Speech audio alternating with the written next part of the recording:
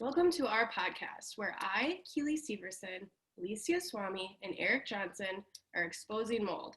Today we have Brett and David from Boho Camper Vans, and we are so excited to host you.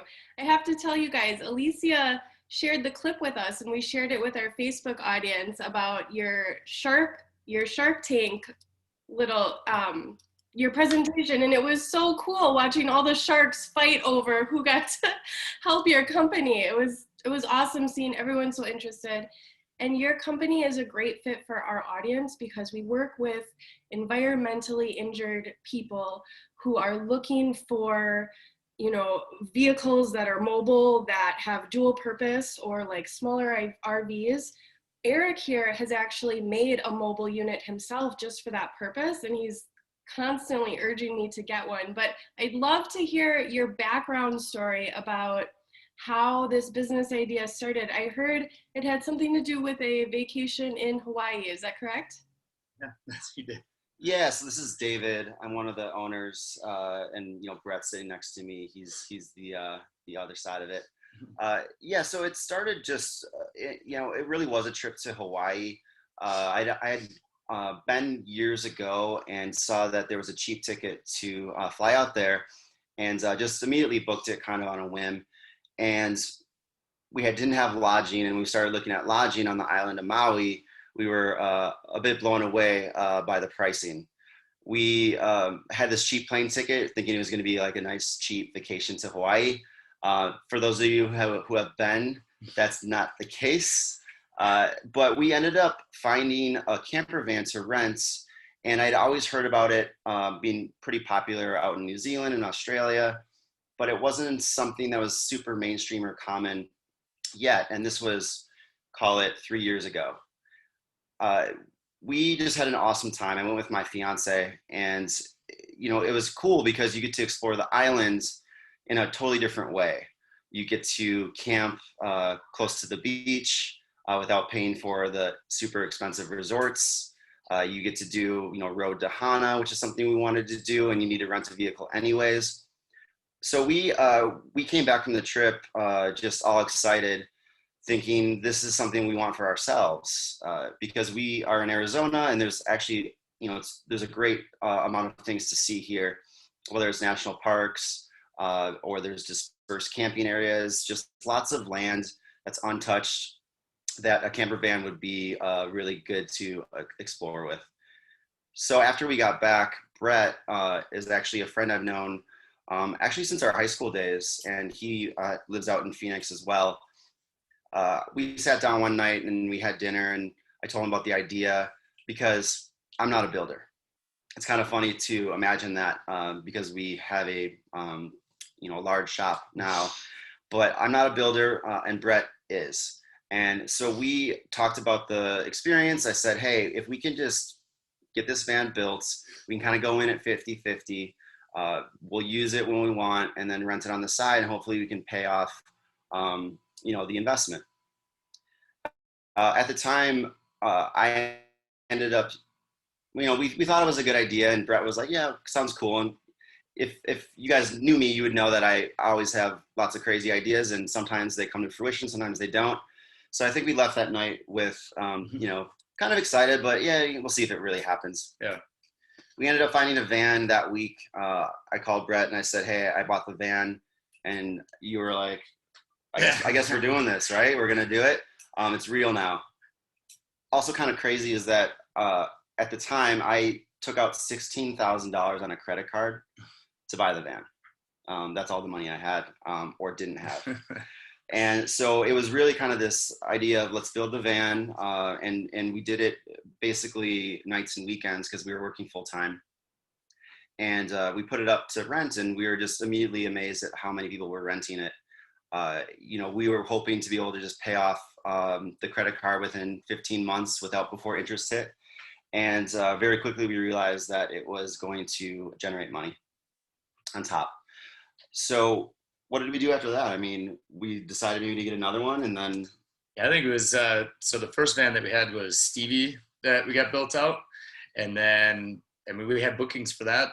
Kind of as we do now, like before the van's even done, we have a completion date. We'll put it up for rent.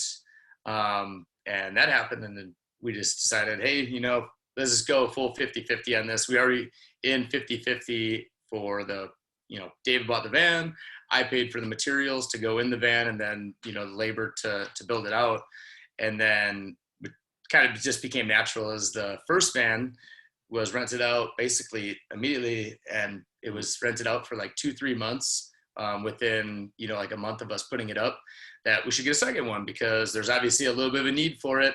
And the rest is history from there. We just kept, building out of necessity is really what it was. And it was a truly organic growth. We never took any loans besides, paying off Dave's credit card that he took to buy the first van. But I mean, everything has just been, truly just that, just an organic.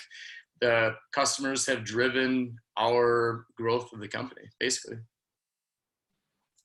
It's beautiful how life just kind of steers you in the direction that you should be going into unexpectedly. I would have to say that's kind of similar to our situation here. As you can see, we're very different. We're all from all different age groups here with Exposing Mold, but we all share a common purpose, and that is helping people who have been injured by chemicals, their home, any type of biotoxins. And so what we see a huge need is people like needing an alternative or a safe place to go if their home is being remediated or they found toxic mold, their home, there's no matter how much remediation they could do, they're still sick and they need to leave. And so that's why I wanted to link up with you guys, because you offer that kind of cushion for the people that we serve and people that we educate. So could you maybe just walk us through the process of, first, let's do rentals. What would it look like to rent one of your vans? You did hit that one. Sure. We have various vans on our website. Right now, I think we have 13 vans and a Jeep. They're all more or less designed differently, but they have the same components. So on the outside, they had different maybe colors or tile choices, flooring colors, bedding, upholstery, all of that. But ultimately, the vans are running the same systems, right? So people would go to our website, they maybe choose a van based on name or colors, but right now, because they're in really high demand, they're probably just choosing a van based on availability. They can immediately, just like you were to book an Airbnb, they can put down a deposit to reserve, and it's instant. They don't have to go back and forth talking with us. If they want to do a trip, they can just pick a van, pick their dates, pay a deposit, and they're locked in. Once the arrival time comes for their trip, they come by. We have an awesome rental staff here in Phoenix where we do about a 30-minute training, depends on the renter, showing them how all the systems work, right? So how do you fill the water tank? How does the sink work? How does the fridge work? Fan? And then, they're ultimately like, I can plug in my laptop and work, and absolutely. The vans are equipped with off-grid systems. So we have solar panels on the roof, and that's charging a battery bank, which holds, a charge and power for you to draw off of. So all the elements inside the van work off the system. So it's really a true off-grid experience.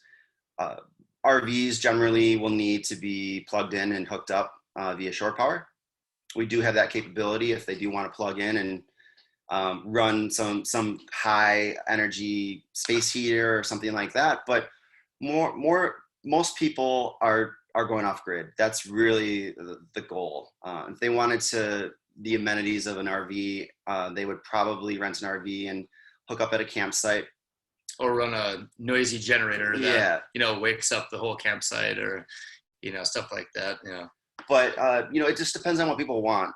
And I think people come to Arizona knowing that there's all sorts of stuff to see. The Grand Canyon, like we mentioned, Petrified Forest is a very underrated place to go see. Antelope Canyon. I mean, we have lakes, we have snow. Most people don't realize that. We're originally from Wisconsin, and it's kind of funny because family always says, there's snow in Arizona. Yeah, I mean, you just got to drive 2 hours north to Flagstaff. And there's actually really so there's really every kind of element you would want. There's even rivers and streams that mimic the waters of Hawaii with waterfalls. Maybe you've seen some pictures of Havasupai. There's all sorts of really incredible places to go see, and that's what people are doing. Fantastic. Yeah, I'm currently in Scottsdale, and Keely is in Wisconsin right now. And you're absolutely right. Arizona, I mean, I escaped here from Oregon because my home was killing me and making me very sick. And so we chose to stay here. And I was just shocked by how beautiful it is. I'm like, we're driving down and I'm like, there's snow, there's, the canyons, there's rivers. I mean, like, Arizona is just such a unique and gem of a place. I think you guys really chose a really good place to start your business in. Now, with that said, do you guys deliver the vans, or if people that want to rent your vans, do they have to come and pick up in Phoenix? Yeah, so the only rental hub that we have is out of our main warehouse and main headquarters here in Tempe. So we are actually in very close proximity to the airport. So it's really only maybe a 5-minute Uber ride, taxi ride. We chose this position, this location rather than, trying to get further outside of the, city for maybe a little bit cheaper rent. We knew that a big part of the company was going to be the rental side of our company, and making the ease for the customer from the time they get off the plane to the time they get here, and, having that process just start off on a good foot from not having a 30-minute Uber ride. You potentially have to sit in traffic. I mean, from the airport to our location, there's 2-3 routes that will get you here in 5 minutes, no matter what. Fantastic, thank you. And so when a person decides to rent your van, do they have to stay in Arizona, or can they, like, depending on the time length that they book it for, which I don't know if there's a minimum or a maximum for you guys, can they kind of just use it and take it all around the United States? They can go everywhere in the United States and everywhere in Canada. So there's no limits on where they can go. Unfortunately, Mexico is off limits, and we are really close. But most people go north anyways. We've had vans in New York. We've had vans all the way up in Yellowstone, northern Michigan, Florida. They've been basically everywhere across the United States. Everyone's trying to go to Canada, and I think they just loosened restrictions. But that's one of the places that I know I personally want to go, and take the trek up from Phoenix up to Alberta, and perhaps see some of the amazing lakes they have up there. Fantastic. Well, that's great. So, I have to go here with this question. What are the costs looking like? Does it vary, or is it pretty much the same across the board? So for rentals, it does vary based on the van. So we do have one of our older style vans still running through the rest of this year. But we've started moving towards everything is stand. You can stand inside the van. So that means a taller van, and so we do have it ranges from $169 a night to $229 a night, depending on which van you select. Perfect. Now, and then that does vary, I guess, to answer a little bit more of that question. That it does come down a little bit, like if you have a longer trip. So as COVID hit, the vans, just naturally worked out to be the safest form of travel, because you can basically quarantine as much as you want by, getting your groceries delivered to your car and then hitting the road and then paying for your gas at a gas pump.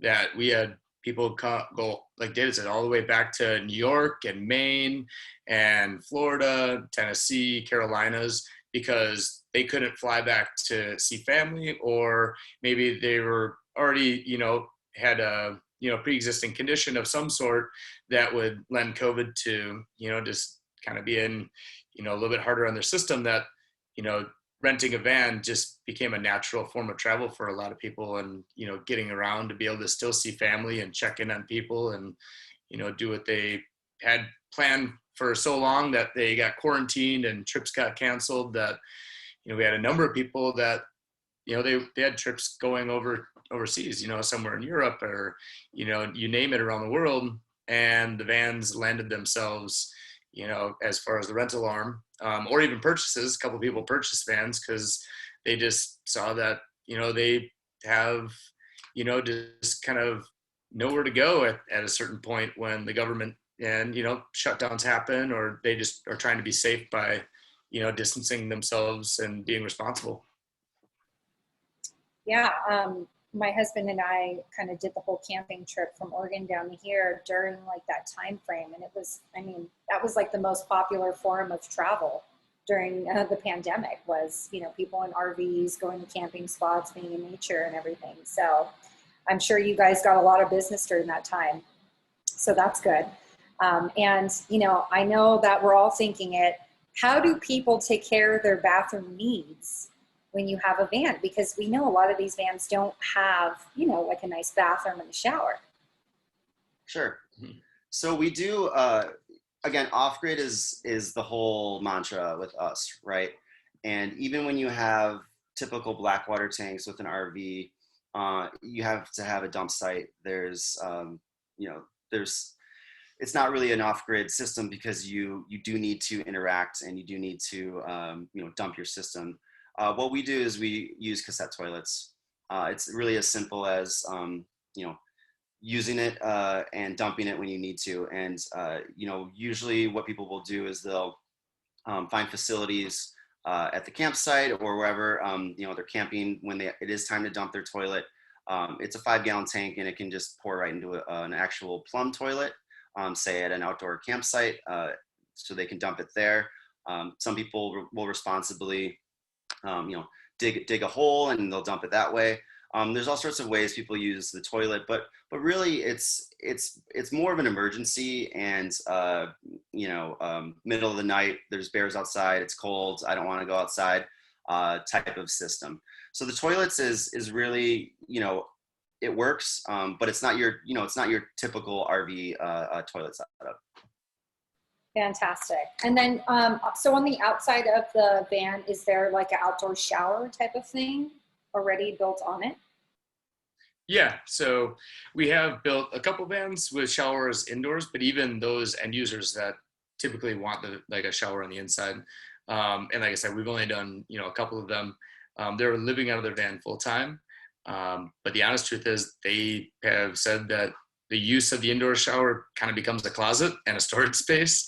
So they use their outdoor shower, 80-90% of the time. So the outdoor shower just comes out of the very back of the van, hangs on one of the doors. You can hang a shower curtain between the doors, give yourself a little bit of privacy if you want.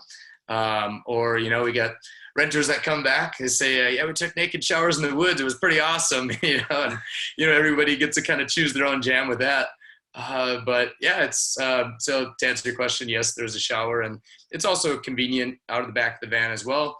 You can hose your gear off if you got, into some mud and you got things dirty, or if, you're living out your van, you have some pets, just kind of creates a quick, hose down station. Fantastic. Thank you. So how many people can actually sleep in the van? We have up to, as many as you can fit in there, right? But no, we specifically have room for 3 sleepers. So we have two in the bed, and then we have a sofa seat that can convert to an extra sleep surface. And that's usually for, kids or an extra adults, or what we've noticed is a lot of people will, that'll be the dog bed. But yeah, it's three max. Perfect. So do you see a lot of families booking the vans, or is it more like couples and like single people? On the rental side, it's predominantly couples.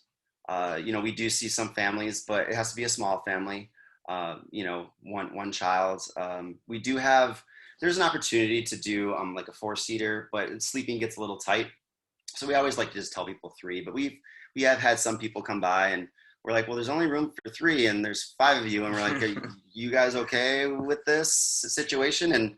And they are, and it's not something we recommend. We obviously want people safe going down the road, but we have gotten quite a share of families. Yeah. And then, even at that, if the parents are bringing kids, or another kid that maybe they bring a little tent, or we provide, we have a couple tents for rent as well that, another couple can sleep outside of the van. Another couple, they kind of play Rochambeau for who gets to sleep in the van, I guess, or who made the rental, I guess. Yeah, who paid for it, probably. Who paid for it is going to be the one that gets inside, right?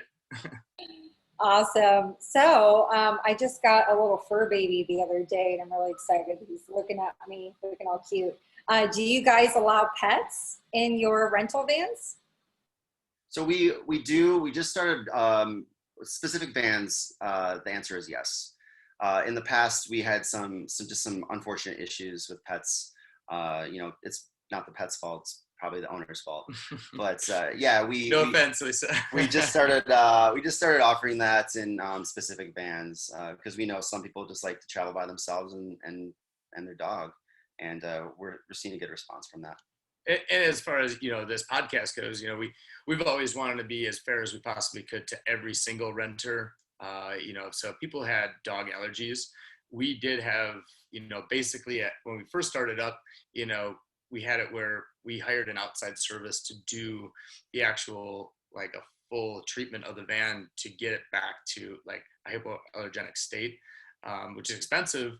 And then we had 1 or 2 instances that happened to where, we didn't really know how much of the dog was left after how much hair was left in the van. So we did kind of cut off pet rentals for a little while. And then we brought that program back actually just recently with another cleaning service, because the last thing we would hate is to hear somebody going out in a van and them to have a bad experience where they're coughing and sneezing and their eyes are watering up, Yeah, that's very considerate. I really appreciate that. And, since you mentioned that cleaning service, can you maybe just walk us through what that looks like and how they clean the vans? Because one thing that we do with our patient population that we serve and that we educate, they do have severe allergies. And so they have to be very careful with the chemicals and everything that they're around. And so I was just curious as to exactly what that cleaning process looks like for your rental vans. Sure, it's really the combination of both bleach and sanitizer, and it's the important thing is really getting the areas where everybody's mainly touching, right? Steering wheel, dash, those types of things. The vents, because that's what's blowing air on your face. Yeah, and so that's really those are the hot spots, right, where bacteria could start. And so it's really just kind of sanitizing the van and depending on the surface, using bleach and really getting it as fresh and as new looking as possible. How we finish every van then as well is we actually do an ozone generator. So we run the ozone machine inside the van as well to kill any airborne particles or anything else we might have missed. Once you do that, you got to air the van out for at least a couple hours. But it's part of the process, and it's important. And the ozone is something in particular we added once COVID hit. Yep. That's fantastic to hear because, that seems to be a very popular method among the patient population that we serve is that they use ozone to clean their homes or their spaces or their cars. So it's really interesting that you guys use that, and that's awesome. Okay, so now let's switch gears. I want to talk about now, I want to buy one of your vans. Can you walk me through that process? Yeah. So we have a lot of orders. You can certainly, we get people buying vans every week. We've had a really actually busy month, which is surprising because we're on a year-long wait. That is the basically the time frame of when you would place an order to receiving the van. It's a conservative time frame, but that's kind of what we're looking at as far as how many orders we're able to complete based on what's in the queue and kind of what's next available. How it works though is we have actually a pretty cool tool on our website where our website's bohovans.com, and you can actually walk through and build your van because not everybody wants specific things, right? We've noticed that there's the setup that everybody really needs, and then there's the additions or upgrades that people may or may not want, such as an awning or a hot water heater or a built-in stove or there's the list goes on. There's racks and ladders and tires and wheels. It really kind of starts to get complex. And so when we first started, it was kind of a challenge because everybody comes to you with their ideas And you know, what was the one we did, the golden egg? Yeah. We actually had a slide out foosball table, which is just insane. It's kind of evolved from the very beginning where, oh, a project, we're excited, we'll build it. Let's build it exactly, you know, how you want it, even if it's, you know, crazy. We would never duplicate it or want that type of van for ourselves. And since we've gotten more orders, it's just starting to become better to standardize. So if you go to our website, you'll see kind of the standard package and then the upgrades from there. And we're working on we still do custom jobs, you know, but it just varies. And the whole idea of standardization is to keep costs down, because we never want to be that super expensive, you know, Earth Roamer or Winnebago. Sorry guys, if you guys are listening, we know some of those people, but you know, that's a different market than us. We want to be affordable and quality. So that's kind of how it would work. Is you would fill out your van builder tool, you would get an immediate estimate. From there, we'd schedule a phone call, and then we would give you a formal estimate to sign, and then a 10% deposit would lock you into our schedule. As we lead up to the build, you know, a few months out, we start talking about the fun stuff, like you know, the custom finishes, flooring color, tile, upholstery. So every van's different. Even if vans have more or less the same layout and features, every van's unique to the client, which is something that we really, the clients really enjoy and we have a lot of fun with. We don't want every van to look the same. So yeah, so you know, I guess we're at that 2-month mark. We pick all those choices. We're ready to get going. You know, the van, you know, is ultimately, while that's going on, we talk to our clients about how to get a van, right? Because there's a process to that as well. We have a great partner here locally in Scottsdale, Chapman Dodge. Alicia, you may, you're up in Scottsdale, you may know of them. What's really cool is that they allow clients to purchase the van, and there's no upselling, there's no any of that. It's like, this is the van we need. Ultimately, this is the price. And if you want to order one, you should, because you know, we're going to be building it, and ultimately it's cool because we have clients from all over the country, and if they order a van and they're in Portland, Chapman will hold the van until it's ready to be built. And we actually just expanded, so we're actually holding vans as well. So even if you're waiting 6 months for the build to start and your van arrived, we can hold it, so you don't have to pay for storage or drive around an empty van waiting for it to be built. So we make it really easy on the client, and the feedback's been great. But once we start, you know, it's we finalize everything. We're, you know, all of a sudden we're laying flooring and insulation and framing everything, and we send pictures. We keep up with the client during this process because they love to see kind of the home makeover before and after pictures, and so they get a kick out of that. And then most people will actually fly into Phoenix to pick up, because the way we design the vans is you can basically pick up your van, you know, bring your suitcase of clothes, go grab some groceries, and everything's ready to go. You don't have to stop at Target to buy this and that, right? Curtains are hung, bedding's washed and dressed, and everything's good. So most people are super excited to pick up, because not only do they have their van, but they're starting usually an epic trip home. Right. Even that, like, where customers will ship boxes to us, and so they'll, you know, we'll see Amazon boxes showing up from different clients and put it in their bins and everything, that, you know, maybe they have particular pots and pans or cutlery that they want to use. You know, just send it over to us and we'll have it ready and waiting for you when you come to pick your build up. So if you're on like a, you know, some people go on 4 and 5 week trips automatically when they're starting to head home. So if they can just have the van turnkey, that's kind of, you know, what we'd like to offer to people is, you know, along with making the van feel like your own, where you get to choose your backsplash, color flooring, and your linens and everything like that, that feels like you're walking into your house. You're also using the utensils that you want as well. That's great. I really like that level of customization. You know, we're kind of in that zone right now in the world where it's like everything is customized to a particular person or personalized. So I do like that touch, and that's really, really great that you guys offer that.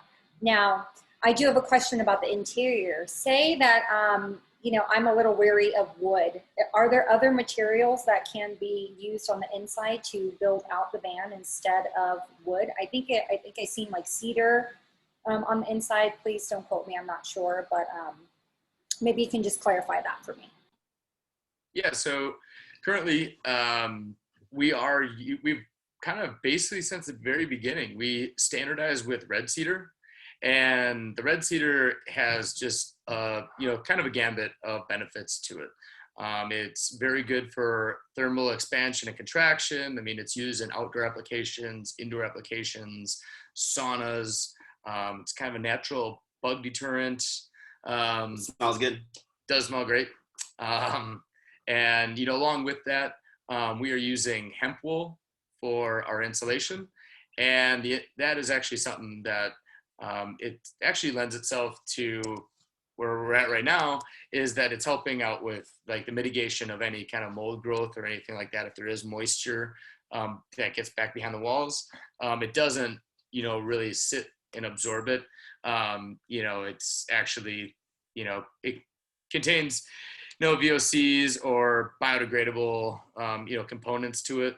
So it just it lends itself to be a very hardy product that would help abate any mold growth or any kind of fungi or anything like that.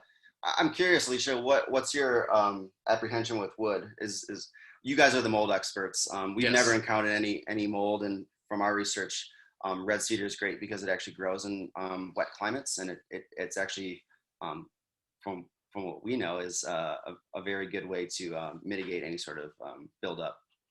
But I want to learn something. Yeah. I'll route that question to Eric or Keely because they're more of the building experts. Well, typically mold doesn't cause much of a problem unless it's starting to decompose. So mold that's in plain sight typically is not a problem for us. But if you have some kind of fairly low quality wood that's up against a metal exterior surface that'll create a lot of condensation, we can get mold growth way back in a corner somewhere where it's difficult to get to, and that tends to drive us nuts. But I think that for the most part, if you have a thermal gap or the wood isn't physically in contact with any metal surface, somehow held off by brackets or some insulation, we really don't have a problem with wood. That's good to know because that's our experience too. With all these vans on the road, we've had one woman, Fraser. We love you, Fraser. She got hit on the side of her van, and she was fine, but the van was basically dented across the whole side. And she had her van, I think, almost 2 years, and she brought it to us, and we basically had to take down the entire wall. The entire driver's side wall, the inside of the van. Yeah, and so we pulled it all apart, and we were maybe one of the first times we had done that, and we, as we expected, there was zero buildup or growth. We do again use the insulation Brett was referring to, which breathes and allows I think that barrier you were talking about, Eric, to prevent any sort of buildup. So it's one of those things where everyone's always, you guys are very conscious of it. We get clients asking about it as well. We're very conscious of it. And that's why we've always used a high quality, red cedar versus maybe a cheaper pine or something along those lines. But we are a wood shop. That's what we do. So Alicia, if you're asking about different materials, at this time it's wood, but not to say that it won't change. Perfect. It sounds like you're utilizing And it was actually wood, so. yes, no, exactly. And actually, to elaborate, and Eric, thank you for kind of giving us some school on where the growths and the issues can present itself. Part of the being on this podcast today was we forever kind of want to put ourselves as students to making the best product and the safest product possible. So even if we found something like, hey, maybe we could do that better, or maybe we're not even doing that correctly, that's part of the reason of us wanting to be on this podcast. So we really appreciate you guys having us here. Absolutely, yeah. Eric has a lot of experience tearing apart and rebuilding his mobile unit. So he definitely is one to talk to in regards to building a mobile unit with longevity that is going to be, good for someone who has any type of sensitivities, because as you know, we're going through climate change. You know, sadly we're seeing a lot of cities going underwater, and if all these cities are going underwater, we understand the building materials that are being used are prone to mold. I definitely see a business like yours growing and expanding more than ever, because people will be driven out of their homes because the indoor air quality and just the quality of just like the health factor, I would have to say, of their homes becomes diminished. And I think there's a lot of people that are sick that don't understand that air quality is a big, big contributor, and environmental exposures are a huge contributor to your health. We kind of get stuck in this focus where it's like, oh, whatever you eat, or if you're exercising or not, and that is the major determinant. Well, you know, I have a master's in nutrition. I am, you know, an avid meditator and all that. None of that saved me from the bad air quality of my home and the environmental exposures that I was getting. So I foresee not a great future with, you know, climate change and all that. So your business is really going to kind of help these people that are suffering in their homes and provide them an alternative way of living. And it's also a more minimalistic style of living, right? If you're just in your van, you have what you need. You can move as the climate is changing. If there's a hurricane coming, you get in that van and you're out. You know, you don't have to worry about your home being underwater, your insurance fighting you to fix that. And so you guys are definitely offering a very, very good product to the market, a growing market that will be continuing to grow. Now, I did want to ask about, since we are on the note of climate change, how do the vans hold up when it's really hot, and how do they hold up when it's really cold? So that kind of goes back to the insulation that we're using. We had used denim insulation for a while. We first started off with our very early vans, just regular fiberglass insulation. And we knew that that wasn't the route that we wanted to go. One was, selfishly, we didn't want to work with it too much. It's got in your hands, and, you don't want to be breathing that stuff, even if you're wearing masks. So we went to denim insulation. That worked for, a little while. We thought it was a good product, but, then when we came across the hemp wool, that actually provided for a better insulation and sound barrier, as well as, having some better properties as far as you literally just, they say they don't recommend it, but at the same time, it's not, a very caustic material that you don't have to really wear a mask, and you can just use it with your bare hands, and you can cut it with a saw. So it makes it a little bit easier. So that helps when it's really hot out to kind of create that thermal barrier, to kind of, get the metal away from the inside of the wood. We do put AC units on some of the vans when they're requested by the customers. But that's a little bit of an expensive option. So we understand that, but we always have our, vent fans that help out quite a bit. And a lot of customers that have vans, especially the people that are living out of them, say that, they'll never live in a climate colder than 40 degrees, and they'll never live hotter than 90 degrees. And it's interesting to kind of track those stories, because they literally do just zigzag back and forth across the country as the seasons go on. But other people are avid skiers, and they want to get up, and they love the cold weather. And we also have heaters that we provide in our packages as well. They're super efficient. They run off of a 12-volt system that also uses the fuel from the vehicle itself, but very low amounts of fuel as far as consumption goes. And so, those kind of two combos, option for AC, option for heat, but along with the most important thing of insulating the van properly, is how we combat that, combat the elements. Fantastic. Now, I was browsing your website, and you guys have like a secret map.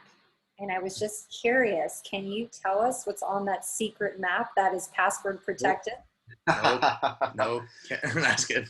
No, certainly no. It's a combination of spots that we've personally discovered, and that's been discovered from all of our renters, because they get a kick out of it. They'll fly in from Chicago, and they'll not know where to go. And what's cool about the vans is you can basically camp anywhere, right? As long as there's no camping signs. So they'll draw on that, they'll use that, and they'll be like, hey, actually there's a spot just down the street from there that you guys had. It's actually better. So it's kind of this collaboration between everybody, and we've had I think over 600 rental trips now, and so that's a lot of content. And so if you were to go look at that, and we can certainly share that with you. It's all on there. Campsites, even waterfall hikes. We have a bunch of different categories of things to see, not just camping. So it's people get it, people like it. It gives them an insider information on kind of where to go, because that's always the biggest question people ask when they rent. Where do I go, right? Some people have their itinerary set, and I always just tell people, Brett too, we just say, plan maybe 1 or 2 things you want to see, but then just leave it open, and that's part of the fun. If you see a road with a sign that says, pink sand dunes down this way, and you weren't expecting to see it, go check it out, right? There's no reason not to. So the wayfinding experience is really cool, and that's really kind of what the map has become, is all the research done with the wayfinding all in one place. That's awesome. So do you guys have like a community chat room or like a Facebook group where kind of all your boho purchasers and renters are able to communicate with each other to kind of bounce off ideas and everything? We do have a Facebook group. I don't know how many people use it yet. I think it's probably something that we could put more time into.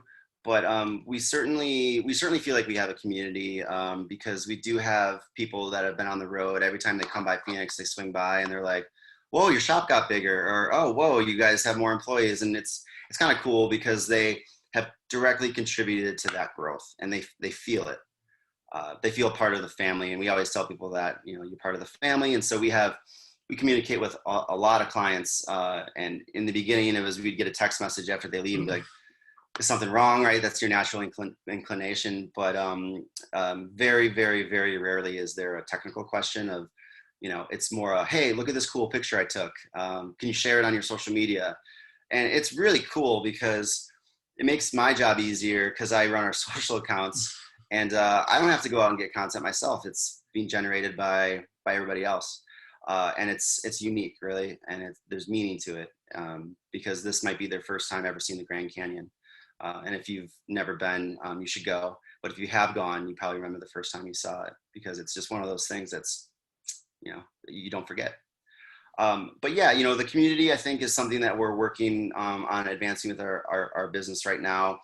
We did just launch an online store for merchandise, and that's working with 8 different charities and 8 different artists from around the world. And if you purchase right now, the first 4 months we're running it, 100% of profits are going to charity. So that's really cool. People have gotten a kick out of that because, again, they have their van, they want a shirt. Some people can't afford a van yet, and maybe they rent, but they still want a shirt. And so it's kind of cool because community is really kind of what this industry needs. I'm sure you guys feel it too. Eric, I'm sure it's nice to be out by yourself sometimes out in the woods, but I think more and more people are, wanting to meet other people with the same lifestyle. And if there could be a meetup, they'd certainly be about it, because, a lot of these people are just looking for things to do. Maybe they're retired and they're just hanging out, and they want to meet like-minded people. And so that's something that we've been actually working on. We haven't announced anything yet, but we're working on how to build a community even further. Fantastic. I definitely could send you some Facebook groups that you can be a part of just looking at the conversations that go on for people who, we call them mold avoiders. Eric is the OG mold avoider, I guess you can say. And so basically people are healing themselves just going out into nature and spending extended times in nature. And I don't think people understand the power of that. Not having to go to a doctor and take a bunch of pharmaceuticals. It's simply getting into a clean van, driving out to the redwood forest and just spending time in there, breathing the fresh air, And I mean, it helps heal me, it helps heal Eric, and there is a huge group of people that are interested, that aren't sure, they don't know what vehicle to get, but they're all having these conversations on Facebook. And I mean, these groups are massive. They're like 10, 20, 30,000 people. So I'm going to go ahead and send that over to you after the show, so that way you guys can join and kind of see the conversation that people are having. People that are chemically sensitive or mold sensitive, there are a lot of conversations about people having to build out their own living situation, their own vans, because what they're finding on the market isn't exactly eco-friendly. And it sounds like you guys are, and you're very open to learning and understanding, you know, how to best serve the community. So definitely would love to hook you guys up with that, just to see maybe you can find some ideas to tweak your vans in a different way, or make them more sustainable long term. But yeah, I mean, I don't have any more questions for you guys. I think what you're doing is absolutely amazing. And I am so happy that you decided to join us today, because I know you'll be having a lot of phone calls from our people asking about renting a van or buying a van, because this seems to be more of a popular thing these days, not just for people who are actually forced to do it because their environments are so toxic they can't stand them, but also because people want to be more minimalistic. They want to be mobile. They want to, you know, go to Arizona in the winter and Montana in the summer. You know, they're not content with just staying in one little home for 30 years. So you're definitely marketing to an expanding market right now. And again, I thank you for coming on the show. And I'll go ahead and pass the mic over to Eric or Keely for any final questions. Yeah, Alicia, I just want to say, if you send us a Facebook group, we'll send you the secret map password. How's that sound? Oh, perfect. We'll share it with you. You're in Scottsdale, you know, it's very relevant to you, because the map does it's mainly Arizona, but there's some California and Colorado. Awesome. And you know what? I would love to come by and check out the facility. Maybe we can do like a little Facebook Live video just to show our members, like, hey, this is what's going on. This is what they do. Just kind of a cool behind the scenes live shot, if you're willing. You know, I don't know if you have any trade secrets you want to keep under wraps. So I'll bring Melly over here, little smelly Melly, my little dog. We got Boone. We got another shop dog here, Boone, that they can hang out together, and then we could do that. But we'd absolutely love to. That'd be fantastic if you came by. I mean, you know, we kind of get people that, you know, come through and, you know, they want to see the shop, and, you know, some of the shop we have to keep off limits, you know, insurance purposes. That's really basically it. But, you know, a lot of our, you know, we're not trying to hide anything. You know, we actually promote our Instagram and a lot of the posts that we do, that, you know, we want people to be able to, if you can't afford a van, or you just want to look at the beautiful pictures that David produces, or, you know, kind of how the work comes along, we want to help people to do things safely, do things correctly, save them money, because, you know, the building, you know, camper vans and the RV, you know, that's been around, you know, since the, you know, 40s and 50s, right? So for us to be able to help people in this growing market, you know, as you're talking about, we get people that stop by all the time and ask us, you know, they're building their own van. They ask maybe if we can help them with part of the van build and stuff like that.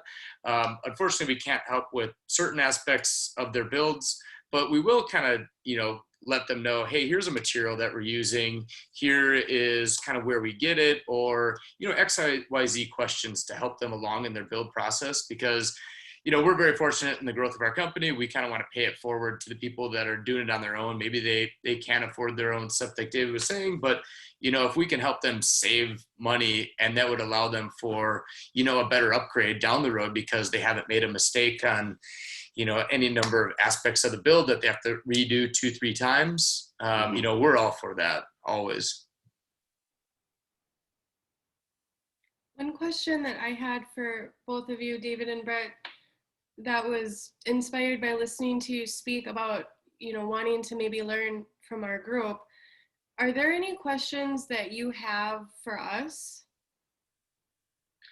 Well, it's funny because when we were sitting down to this podcast, Brett and I looked at each other, we're like, we don't really know too much about mold. We know how it pertains to our product, right? But you guys are experts, and we weren't sure how this was going to go. And I think it's going great. But you know, I would just say, you know, what's like, you know, what ultimately, can you still get infected if you don't see it? That's the question I had, because you know, we've had some people come in and mention that sometimes they don't even know where it's coming from. And I'm curious if you guys have any insight on that. Oh, yes, definitely. So that's a multi-layered question. Most mold growth actually is not in a visible location.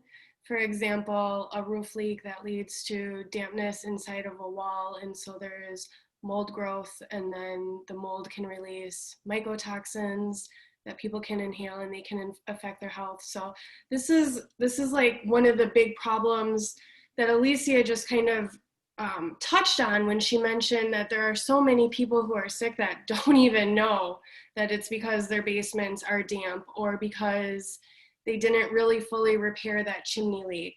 And so the other part of that would be, you know, common industry failures if you're being polite, or scams if you're not being polite, in terms of people finding answers with mold testing. You know, some testing companies will do an air test, but they won't find the source. Some companies will swab some dust, but they're not doing like a visual dampness inspection or a full assessment of the whole home to see where issues could be. And so there's also Eric's theory that really complicates things, that basically says that environmental pollution can make microbes behave more aggressively. So there can be areas that are bad. And that's actually something that's happening to me right now. So I'm in a nice home with no mold growth, but like my sewer system, I've been made so vulnerable from environmental exposures that made me sick that now I am reacting to something in my water. And so these are some of the overarching environmental problems that once people have become really sick, it's a concern for them. And so the avoidance part is really recognizing the possible things that could be making you sick and how you feel around them, and then experimenting with not being around them. And that's kind of where the mobile units come through, especially like Eric really has set this precedent. I mean, he's like the wise one. He was the first one to kind of make an environmental decontamination unit so that he could pull himself out of different exposures and really control his environment, what came in, to like verify what he was reacting to. But this is who we work with, the environmental sensitive, who can't really see what they're reacting to. You know, and unfortunately, a lot of these people will get like misdiagnosed as site cases or fibro, or, you know, some name to label the symptoms that doesn't explain what happened to make them sick. Sure.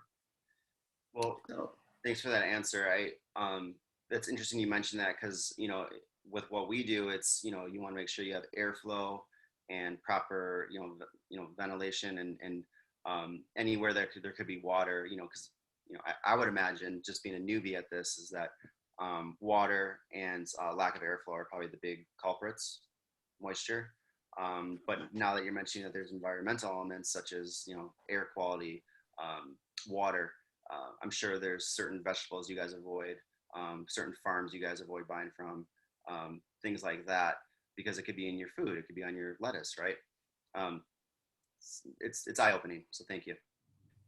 Well, years ago, I became so hypersensitive to the black mold Stachybotrys that it was very confusing to me, because not only was I reacting to my house, but to various possessions, and I couldn't get away from the stuff. And when I got a camper and tried to escape, it seemed like it was chasing me everywhere. And I became so desperate that I built an experimental mobile environmental control unit, a camper that had no wood whatsoever, just strictly metal and styrofoam. And this was like a test bed. I wanted to find out how I could escape this, what exactly was going on. And I went kind of overkill, because I don't really think that wood is all that bad. And if I were put back in this circumstance now, I think if I had a conventional camper and something that had a lot of wood in it, as long as I kept it dry maintained properly, I'd be able to do okay. But I'm sure you're going to run into people that are saying, well, we want to avoid any wood, no wood whatsoever. And I've backed off considerably from that. My testing, all the experience that I've got says, no, I can have wood in my environment. I just can't allow it to get damp all the time and start to grow any mold. And that's thanks for clarifying that, because we're a wood shop, and I was about to just send Alicia a message. Maybe we don't go live with this podcast, but it's good, and that's why a lot of the reason why we put the showers outside. I don't think people realize no matter what you do, if you have an indoor shower, there's going to be moisture. You can have fans, you can have all the doors open. There's still going to be moisture.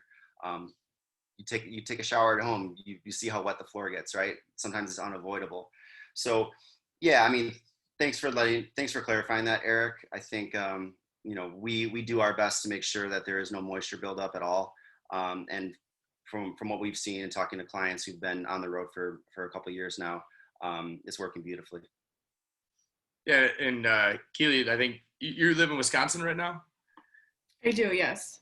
Yeah, so I mean, Dave and I, born and raised, and so I mean, we, as well as many of the other people back in the Midwest and in the, the damper climates that, my basement when, I first bought a house, I mean, it was extremely damp, and, that cost, is a pretty hefty bill for all new gutters around the house, regrading the house to get the water away from it. And it, took honestly about a year for that basement to dry out with dehumidifiers and everything else. So, I've always, I guess for whatever reason, mold first doesn't look pretty, right? And then, just, you kind of look at it and you think to yourself, well, is that, that can't be healthy. If that's some kind of a fungus growing there, that probably where it shouldn't be. And not all fungi are bad, so let's, not go too far on that direction. But, as far as mold goes, I mean, it's kind of been an adherence of issues in damper climates, especially pertaining to black mold. That's like a big one. I remember back in Wisconsin, people, getting black mold mitigation. I mean, that's, a number of companies are there just for that purpose alone. Yeah, everyone that I know almost with a basement has dampness and water issues. I mean, I grew up in a house with a wet basement, and I didn't, it was normal. I didn't really, it was so common until you get sick and then you realize, hey, I shouldn't be exposed to this. Yeah. Well, come to Arizona. There's no basements here. Well, Alicia is in the process of buying some land, so I just might. Good. Very cool. Eric, I mean, kind of getting to what you were talking about, I don't know how many RV projects or camper projects you worked on, but as you may know, that you could probably teach us maybe some of the skills, but the proper adhesion of when we're mounting things to the outside of the vans. I mean, we take tremendous care in making sure that those are long lasting, installs that, are properly sealed, and nothing's permanent, and as far as, sealants and stuff like that. And, after 5 or 10 years, especially in the Arizona heat, you got to replace that stuff. But, that's something that we take, definite concern in when it comes to cutting holes in the vans, to be honest, and, starting to install components. Yeah, and as you point out, high quality wood is so mold resistant that it's really not a problem, even if it is damp all the time. It's the really cheap one, the stuff that's decomposing, the particle board, the chipboard, that stuff is a problem. But planking and, really good quality wood has never been a problem for me. Good. That's That's exactly awesome. what he is. Yeah. That's great to hear. So if there's any vindication to come from this podcast, it's that statement right there. Because when people ask us about our building materials, we get to tell them everything's hardwoods, very high quality red cedar. People can get it painted or not painted, but starting with those base, solid components, I guess is the only way to put it, is something that we've adhered the company to from the beginning, and not cutting corners, like you said, with the particle boards, with the other, cheap kind of glue on laminate stuff that's just masking something that isn't really high quality underneath it. Yeah, that's the problem with buildings these days. I mean, our buildings are just as processed as our food, you know? So if Yeah. you have processed buildings, it is going to, of course, affect your health. And, you know, I mean, we've had microbiologists, doctors, we've had so many experts. We even had Ted Nugent on the show the other day, talking about his mold experience. And, you know, it's like, we need to build our homes with better materials. I mean, if we were building with all this wonderful hardwood or type of cedar that you guys are using, I don't think that people would be getting as sick, or their homes would be just disintegrating as quick. You know, because even the new builds these days, it's all just built with cheap materials that just gets moldy really quickly and needs to be fixed all the time. And so there's just a major, major problem. I mean, I highly encourage you just to simply type in mold and look in Google News, and you'll just see just stories from schools to dorm rooms to public housing to military housing. This is a major, major problem that is being covered up by the insurance companies because they don't have the money to fork out to pay for all this stuff. Wow. So, yeah, we're dealing with some serious stuff here, and people are getting very, very sick. And the problem with mold exposure is that it can manifest so differently in different people. One person can get cancer. Another person can, like us, we become sensitive to where we will walk into a building and we could feel the mold right away, and we could feel our heart going off or our head swelling, and we know that we have to leave right away. And so we're seeing this growing subset of the population becoming extremely sensitive and having these allergies. And so it's like we kind of have to switch things up here, and we need to start building with quality, because, you know, if we don't, then more people are just going to be becoming sick, and we're seeing our healthcare system crumble before our eyes with COVID. You know, why don't we start with healthcare in the home or in the place that we're living? You know what I mean? We actually had some Adobe builders on the other day, and that was one of our episodes, Housing is Healthcare, because it really does start in the home. I mean, you're breathing 2,000 gallons of air per day. You know, you don't have control over that. You have to breathe. You know, if you can control keeping the Snickers bar out of your mouth, but not the air in your home and what you breathe daily. And so we're this niche trying to bring that awareness, because it's being so, like, people are just trying to squash it. Bureaucracies are trying to squash it and make it seem like it's not a big problem. Throw some bleach on the mold and you're okay. No, it is a big problem, and you can just look to the military just to see how big of a problem it is. Sure. And so, yeah, and again, thank you guys for coming on board. You know, I hope that we can continue this, just this partnership beyond this conversation. You know, if you want to ask us any questions or ask Eric about building, you know, the mobile units, or how to make it more, you know, how to make it more feasible for people who have allergies or who have sensitivities, he's definitely the guy to help you out. And, you know, we're here to support your business, and, you know, provide you with more customers, because again, the way that you're building and what you're doing is definitely very important for the population that we're serving. So. No, thank you very much. Yeah, And thanks for having us. yeah. We'd love, just we'll follow up offline with share contact information with everybody, and we'd love to have you come by. So please don't be shy. Just let us know when you want to come. We'll make time for you. Yeah, absolutely. Great, thanks. And where can our listeners find you? So website is bohovans.com. Boho Vans on Instagram. Boho Vans on Twitter. Boho Vans. Pretty simple. Yeah. Oh, it's boho.life, right? I like that. Yeah, that'll get you there too. There's we like to make it easy, so you can certainly get there either way. Bohovans.com, boho.life. It'll all take you to the right spot. Perfect. And I did send you a message earlier. I will do like a formal introduction of you too, that you provided me the bios in your email the other day. So I will pre-record that and then add it into the content. And I will go ahead and send you the finished edited episode. We have a few episodes that we are looking to air first. And then before we air yours, I will send you the edited copy.